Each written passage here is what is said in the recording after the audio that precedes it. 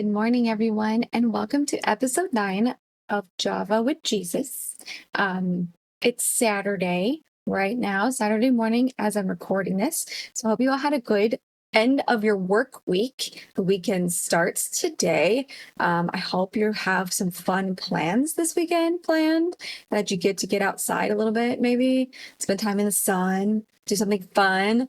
Summer's winding down. It's going to be too cold to be outside soon. So might as well take advantage of it now. I know it's hot, but it's good to be outside in the sun. Sun is good for you. Anyway, I have all of my supplies here. Got my Bible, my Jesus. I've got my Java. I've got my highlighters. We've been using those a little bit more frequently lately in these last couple of episodes. Genesis is getting crazy. And then we have, of course, our Bible devotional here.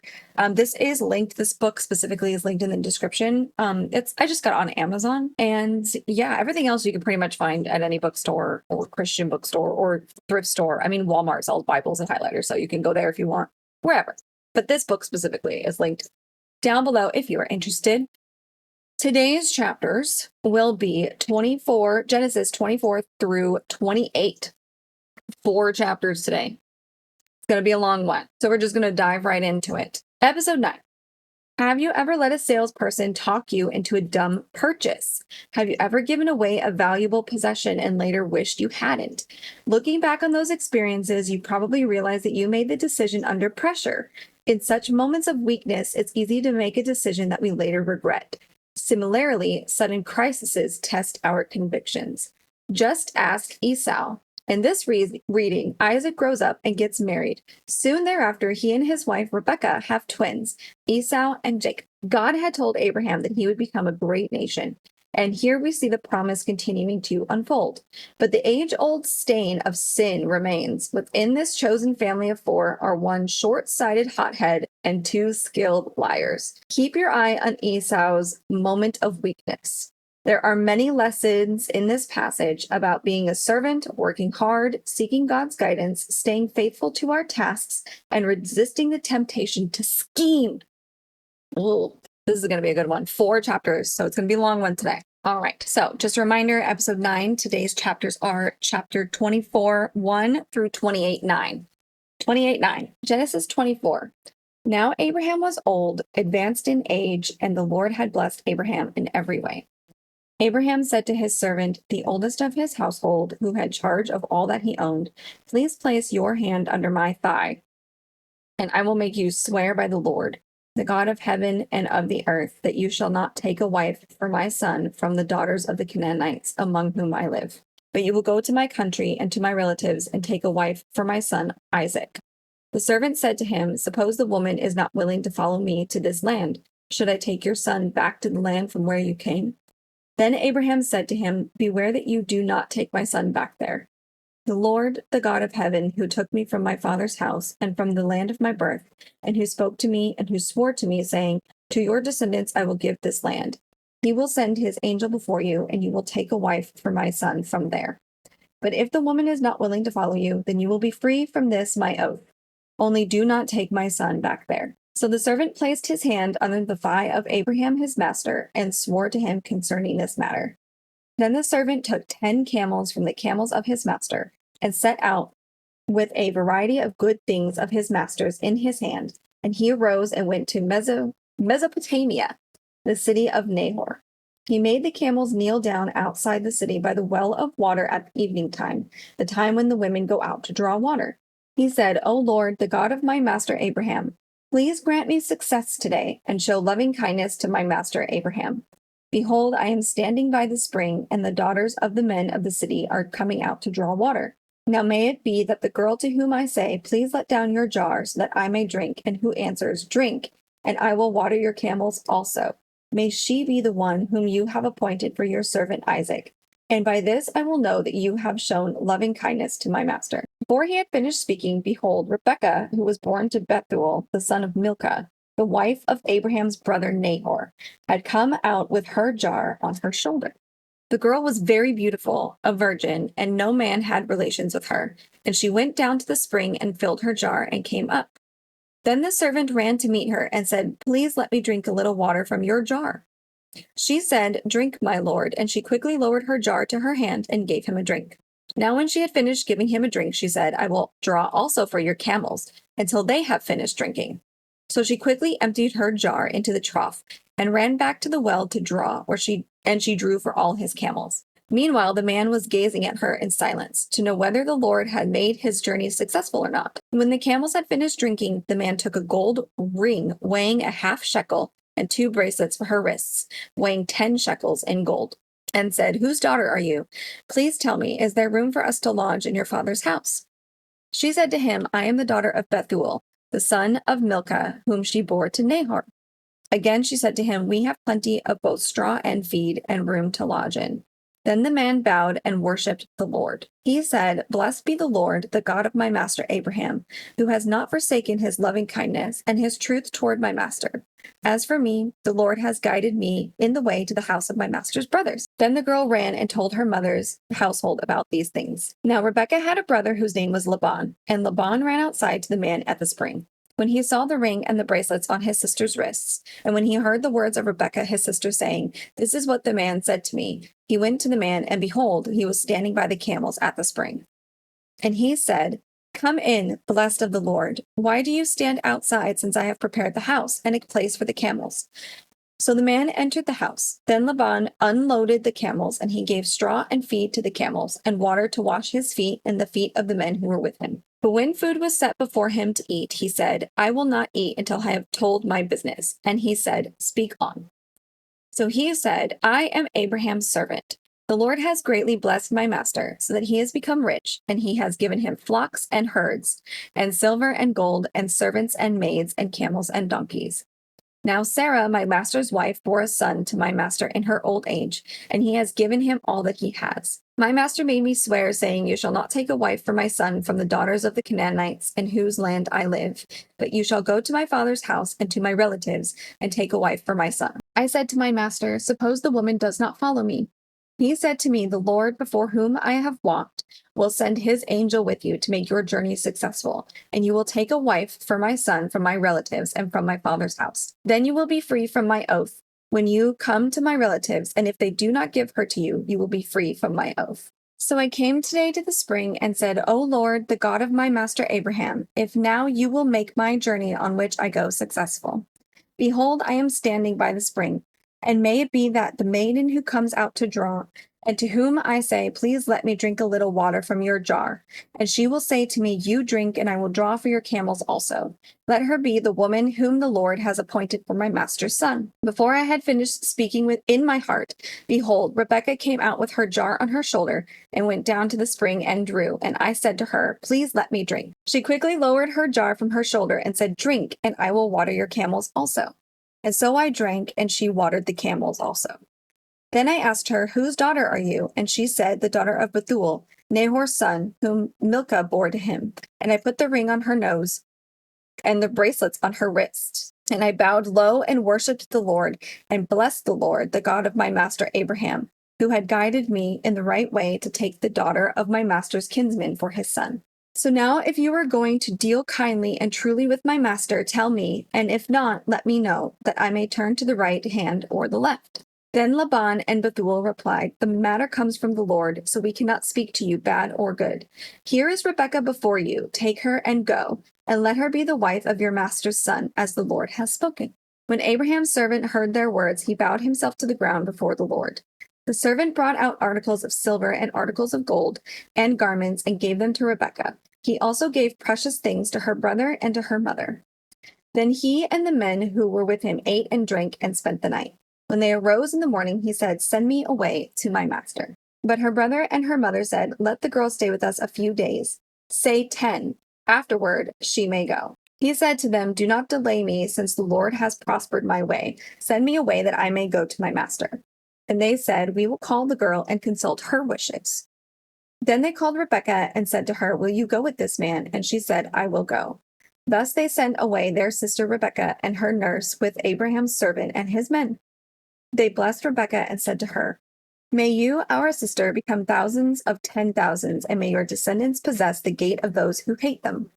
Then Rebekah arose with her maids, and they mounted the camels and followed the man. So the servant took Rebekah and departed. Now Isaac had come from going to Bir Lahai Roy, for he was living in the Negev. Isaac went out to meditate in the field towards evening, and he lifted up his eyes and looked, and behold, camels were coming. Rebekah lifted up her eyes, and when she saw Isaac, she dismounted from the camel. She said to the servant, "Who is that man walking in the field to meet us?" And the servant said, "He is my master." Then she took her veil and covered herself. The servant told Isaac all the things that he had done. Then Isaac brought her into his mother Sarah's tent, and he took Rebekah, and she became his wife, and he loved her. Thus Isaac was comforted after his mother's death. Genesis 25. Abraham's death. Now Abraham took another wife, whose name was Keturah. She bore to him Zimran and Jokshan and Medan and Midian and Ishbak and Shua. Wow, she gave him a lot of kids. Jokshan became the father of Sheba and Dedan, and the sons of Dedan were Ashurim and Letushim and Leumim. Leumim. That's probably better. Leumim. The sons of Midian were Ephah and Epher and Hanok and Abida and Eldah. And these were the sons of Keturah. Now Abraham gave all that he had to Isaac, but to the sons of his concubines, Abraham gave gifts while he was still living, and sent them away from his son Isaac eastward to the land of the east. These are all the years of Abraham's life that he lived, 175 years.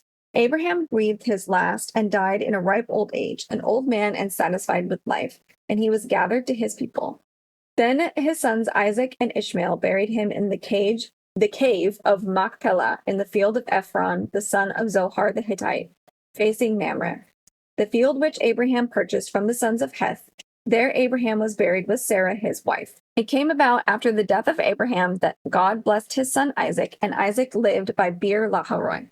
Now these are the records of the generations of Ishmael, Abraham's son, whom Hagar the Egyptian, Sarah's maid, bore to Abraham. Oh, no, here we go. And these are the names of the sons of Ishmael, by their names in the order of their birth. Nebaioth, the firstborn of Ishmael, and Kedar, and Adbeel, and Mibsam, and Mishma, and Duma, and Massa, Hadad, and Tema, Jetur, Nephish, and Kedemah. These are the sons of Ishmael, and these are their names, by their villages, and by their camps, 12 princes according to their tribes. These are the years of the life of Ishmael, 137 years, and he breathed his last and died, and was gathered to his people. They settled from Havilah to Shur, which is east of Egypt, as one goes towards Assyria, and he settled in defiance of all his relatives. Now these are the records of the generations of Isaac, Abraham's son. Abraham became the father of Isaac. And Isaac was 40 years old when he took Rebekah, the daughter of Bethuel, the Aramean of Padan Aram, the sister of Laban the Aramean, to be his wife. Isaac prayed to the Lord on behalf of his wife because she was barren, and the Lord answered him, and Rebekah his wife conceived. See, you didn't even need a handmaid. You just needed to pray the Lord, please make her not barren, and he will listen. Abraham and Sarah did the most, you guys. They really did. But the children struggled together within her, and she said, "If it is so, why then am I this way?" So she went to inquire of the Lord. The Lord said to her, 2 nations are in your womb, and 2 peoples will be separated from your body, and one people shall be stronger than the other, and the older shall serve the younger. When her days to be delivered were fulfilled, behold, there were twins in her womb. Now the first came forth red, all over like a hairy garment, and they named him Esau. Afterward, his brother came forth with his hand holding on to Esau's heel, so his name was called Jacob. And there's a definition here. Jacob means one who takes by the heel or supplants. And Isaac was 60 years old when she gave birth to them. When the boys grew up, Esau became a skillful hunter, a man of the field, but Jacob was a peaceful man, living in tents. Now Isaac loved Esau because he had a taste for game, but Rebekah loved Jacob. When Jacob had cooked stew, Esau came in from the field, and he was famished. And Esau said to Jacob, "Please let me have a swallow of that red stuff there, for I am famished." Therefore his name was called Edom. But Jacob said, "First sell me your birthright." Esau said, "Behold, I am about to die. So of what use then is the birthright to me?" And Jacob said, "First swear to me." So he swore to him and sold his birthright to Jacob. Then Jacob gave Esau bread and lentil stew, and he ate and drank and rose and went on his way. Thus Esau despised his birthright. In Genesis 26, Isaac settles in Gerar. Now there was a famine in the land, besides the previous famine that had occurred in the days of Abraham. So Isaac went to Gerar to Abimelech, king of the Philistines. Oh, Abimelech. How old is this man? I feel like he's living forever. The Lord appeared to him and said, "Do not go down to Egypt. Stay in the land of which I shall tell you. Sojourn in this land, and I will be with you and bless you. For to you and to your descendants I will give all these lands, and I will establish the oath which I swore to your father Abraham. I will multiply your descendants as the stars of heaven, and will give your descendants all these lands, and by your descendants all the nations of the earth shall be blessed. Because Abraham obeyed me and kept my charge, my commandments, my statutes, and my laws, so Isaac lived in Gerar. When the men of the place asked about his wife, he said, 'She is my sister.' For he was afraid to say, 'my wife,' thinking, 'The men of this place might kill me on account of Rebekah, for she is beautiful.'" Okay, why is this a theme? What am I missing here? Wouldn't they kill you anyway because she's beautiful? Like, oh, it's his sister. We'll just kill the brother and take her anyway? Like, how does that help? Abraham did this too. I don't understand. Somebody explain it to me. I'm getting seriously, somebody explain it. It came about when he had been there a long time that Abimelech, king of the Philistines, looked out a window and saw, and behold, Isaac was caressing his wife Rebekah. Oh, busted. Then Abimelech called Isaac and said, "Behold, certainly she is your wife. How then did you say, 'She is my sister'?" And Isaac said to him, "Because I said I might die on account of her." Abimelech said, "What is this you have done to us? One of the people might easily have lain with your wife, and you would have brought guilt upon us." Poor Abimelech. This is now like the second or third time this has happened to this man. Abraham did it to him too. Remember? Go back. He did that with Sarah. He was like, "This is my sister." And Abimelech was like, "Bro, this poor guy." Justice for Abimelech. Oh, man.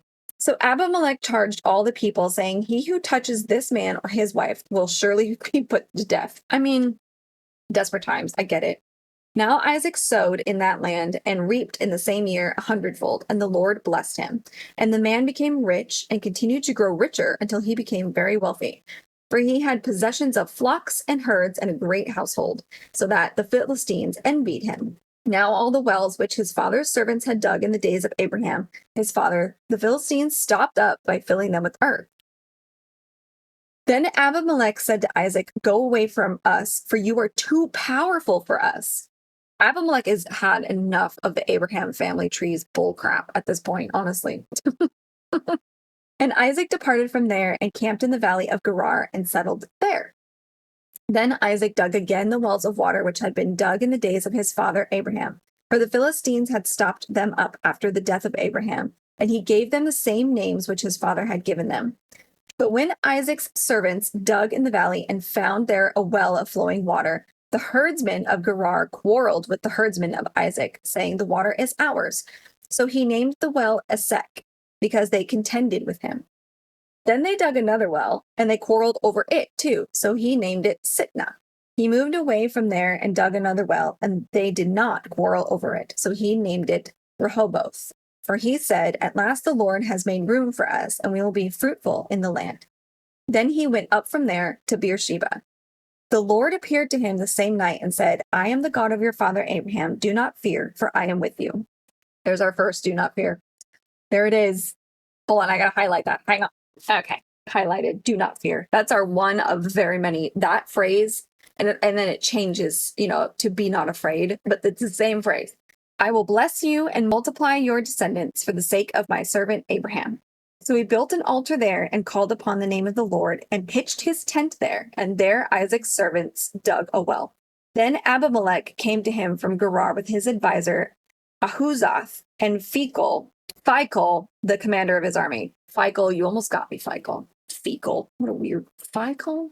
We're going to call him Phicol. Isaac said to them, "Why have you come to me, since you hate me and have sent me away from you?"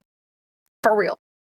They said, "We see plainly that the Lord has been with you." So we said, "Let there now be an oath between us, even between you and us, and let us make a covenant with you, that you will do us no harm, just as we have not touched you and have done to you nothing but good and have sent you away in peace.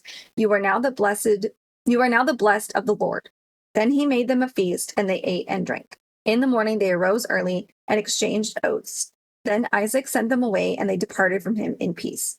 Now it came about on the same day that Isaac's servants came in and told him about the well which they had dug, and said to him, "We have found water." So he called it Sheba, and therefore the name of the city is Beersheba to this day. When Esau was 40 years old, he married Judith, the daughter of Beeri the Hittite, and Basmeth, the daughter of Elon the Hittite. And they brought grief to Isaac and Rebekah. I don't know. Genesis 27. And now it came about when Isaac was old and his eyes were too dim to see, that he called his older son Esau and said to him, "My son." And he said to him, "Here I am." Present. Isaac said, "Behold, now I am old, and I do not know the day of my death. Now then, please take your gear, your quiver, and your bow, and go out into the field and hunt game for me, and prepare a savory dish for me, such as I love, and bring it to me that I may eat, so that my soul may bless you before I die." Rebekah was listening while Isaac spoke to his son Esau. So when Esau went to the field to hunt for game to bring home, Rebekah said to her son Jacob, "Behold, I heard your father speak to your brother Esau, saying, 'Bring me some game and prepare a savory dish for me, that I may eat and bless you in the presence of the Lord before my death. Now therefore, my son, listen to me as I command you. Go now to the flock and bring me 2 young goats, choice young goats from there, that I may prepare them as a savory dish for your father, such as he loves. Then you shall bring it to your father, that he may eat, so that he may bless you before his death." Now remember, Isaac cannot see right now. Like he's old and mostly blind. Jacob answered his mother, Rebekah, "Behold, Esau my brother is a hairy man, and I am a smooth man. Perhaps my father will feel me, then I will be as a deceiver in his sight, and I will bring upon myself a curse and not a blessing." Because he can't see him, right? So he won't know which son it is. Rebekah! But his mother said to him, "Your curse be on me, my son. Only obey my voice and go get them for me." So he went and got them and brought them to his mother, and his mother made savory food such as his father loved. Then Rebekah took the best garments of Esau, her older son, which were with her in the house, and put them on Jacob, her younger son. And she put the skins of the young goats on his hands and on the smooth part of his neck. She's giving him like a furry meat suit. What, Rebekah? What are you doing? She also gave the savory food and the bread which she had made to her son Jacob. Then he came to his father and said, "My father." And he said, "Here I am. Who are you, my son?" Oh boy. Jacob said to his father, "I am Esau, your firstborn. I have done as you told me. Get up, please sit and eat of my game, that you may bless me." Isaac said to his son, "How is it that you have it so quickly, my son?" And he said, "Because the Lord your God caused it to happen." Then Isaac said to Jacob, "Please come close, that I may feel you, my son, whether you are really my son Esau or not." Isaac is not stupid. We love Isaac. He's smart. So Jacob came close to Isaac his father, and he felt him and said, "The voice is the voice of Jacob, but the hands are the hands of Esau." He did not recognize him because his hands were hairy like his brother Esau's hands, so he blessed him. And he said, "Are you really my son Esau?" And he said, "I am." So he said, "Bring it to me, and I will eat of my son's game, that I may bless you." And he brought it to him, and he ate. He also brought him wine, and he drank. Then his father Isaac said to him, "Please come close and kiss me, my son." So he came close and kissed him, and when he smelled the smell of his garments, he blessed him and said, "See, the smell of my son is like the smell of a field which the Lord has blessed. Now may God give you of the dew of heaven, and of the fatness of the earth, and an abundance of grain and new wine. May peoples serve you, and nations bow down to you. Be master of your brothers, and may your mother's sons bow down to you. Cursed be those who curse you, and blessed be those who bless you." Now it came about, as soon as Isaac had finished blessing Jacob, and Jacob had hardly gone out from the presence of Isaac his father, that Esau his brother came in from his hunting. Then he also made savory food and brought it to his father, and he said to his father, "Let my father arise and eat of this son's game, that you may bless me." His father said to him, "Who are you?" And he said, "I am your son, your firstborn Esau." Then Isaac trembled violently and said, "Who was he then that hunted game and brought it to me, so that I ate all of it before you came and blessed him?" Yes, and he shall be blessed. When Esau heard the words of his father, he cried out with an exceedingly great and bitter cry, and said to his father, Bless me even also, O my father. And he said, Your brother came deceitfully and has taken away your blessing. You can't bless the both of them? Oh no. Then he said, Is he not rightly named Jacob? For he has supplanted me these 2 times. He took away my birthright, and behold, now he has taken away my blessing. And he said, Have you not reserved a blessing for me?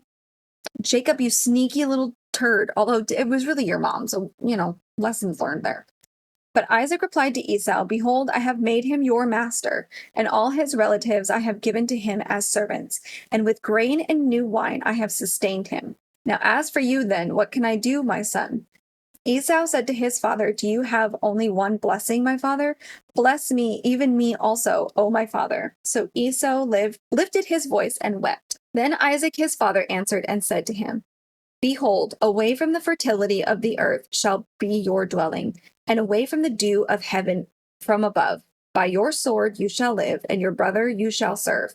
But it shall come about when you become restless, that you will break his yoke from your neck. Oh. So Esau bore a grudge against Jacob because of the blessing with which his father had blessed him. And Esau said to himself, The days of mourning for my father are near. Then I will kill my brother Jacob. Now when the words of her elder son Esau were reported to Rebekah, she sent and called her younger son Jacob and said to him, Behold, your brother Esau is consoling himself concerning you by planning to kill you. Now therefore, my son, obey my voice, and arise, flee to Haran to my brother Laban. Stay with him a few days until your brother's fury subsides, until your brother's anger against you subsides, and he forgets what you did to him. Then I will send and get you from there. Why should I be bereaved of you both in one day? Rebekah said to Isaac, I am tired of living because of the daughters of Heth. If Jacob takes a wife from the daughters of Heth like these, from the daughters of the land, what good will my life be to me? Rebekah's all over the place. Genesis 28, Jacob is sent away. So Isaac called Jacob and blessed him and charged him and said to him, You shall not take a wife from the daughters of Canaan. Arise, go to Paddan Aram, to the house of Bethuel, your mother's father, and from there take yourself a wife from the daughters of Laban, your mother's brother. May God Almighty bless you and make you fruitful and multiply you, that you may become a company of peoples. May he also give you the blessing of Abraham to you and to your descendants with you, so that you may possess the land of your sojournings, which God gave to Abraham. Then Isaac sent Jacob away, and he went to Paddan Aram to Laban, son of Bethuel the Aramean, the brother of Rebekah, the mother of Jacob and Esau. Now Esau saw that Isaac had blessed Jacob and sent him away to Paddan Aram to take to himself a wife from there, and that when he blessed him, he charged him, saying, You shall not take a wife from the daughters of Canaan. And that Jacob had obeyed his father and his mother and had gone to Paddan Aram. So Esau saw that the daughters of Canaan displeased his father Isaac. And Esau went to Ishmael and married, besides the wives that he had, Mahalath, the daughter of Ishmael, Abram's son, the sister of Nebaioth. So Abraham married. So Ishmael is of the Canaanites. And Esau, the older brother, married Mahalath, the daughter of Ishmael. So he went and married a Canaanite because he wanted to stick it to his father for blessing Jacob instead of him. That was a lot. Goodness. Rebekah. I can't believe she thought that would work. Girl, what are you doing? I mean, it worked. So, kudos, I guess. But geez, oh. A birthright was a special honor given to the firstborn son and included a double portion of the family inheritance, along with the honor of one day becoming the family's leader. Birthrights were priceless. In Isaac's family, the birthright belonged to Esau as the firstborn twin. But because of his short-sightedness, he did not hold on to it. When he was hungry and Jacob had some food, Esau could not see beyond his exaggerated sense of need. That's why I was like, Sir, you're not dying of starvation. You're really so dramatic. Look, I'm dying of starvation, he said. That was probably not true. It merely reflected how he felt. Esau acted on impulse without pausing to consider the long-range consequences of what he was about to do. He did not need to eat the meal he so desperately wanted, but the pressure of the moment distorted his perspective and made the decision seem urgent. Especially when you're really hungry. You're like, give me food. What pressures do you face? You can avoid making Esau's mistake by comparing the long-range consequences of an action to its short-term satisfaction before you act. Getting through that initial pressure-filled moment is often the most difficult and most important part of overcoming a temptation. Poor Esau. He was just hungry. And Jacob was like, I know what I can do with this. What's wild to me is that as far as I read anyway, there was nothing that was written down. So this is all verbal. And that just goes to show how far we've come as a society where now we have to write everything down. And we need contracts, probably for the better. It's so relatable though, right? Especially nowadays where everything is so instant gratification or instantly solved by, AI that's coming in now.